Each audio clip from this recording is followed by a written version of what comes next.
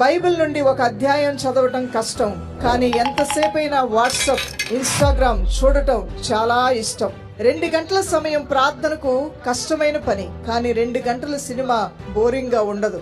చర్చిలో 10 రూపాయలు అధికం, కానీ షాపింగ్ లో 1000 రూపాయలు కూడా చాలా తక్కువ. ఆరాధనలు సర్వసాధారణంగా విచారంగా బోరింగ్ గా అనిపిస్తాయి కొంతమందికి, కానీ టీవీలో కామెడీ ప్రదర్శనలు వింతగా, ఆనందంగా, విచిత్రంగా, హ్యాపీగా అనిపిస్తుంటాయి.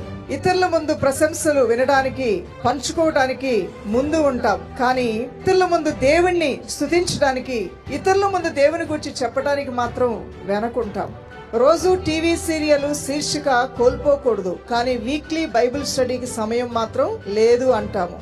చర్చిలో చివరి సీట్లో కూర్చుందాం అనుకుంటావు, కానీ లోక సంబంధమైన కార్యక్రమాల్లో ముందు సీట్లో ఉండాలని కోరుకుంటూ ముందుకు వెళ్తూ ఉంటావు. పాఠశాల లేదా కార్యాలయం కోసం సమయానికి వెళ్తాం, కానీ చర్చి సమావేశానికి లేటుగానే వస్తాం.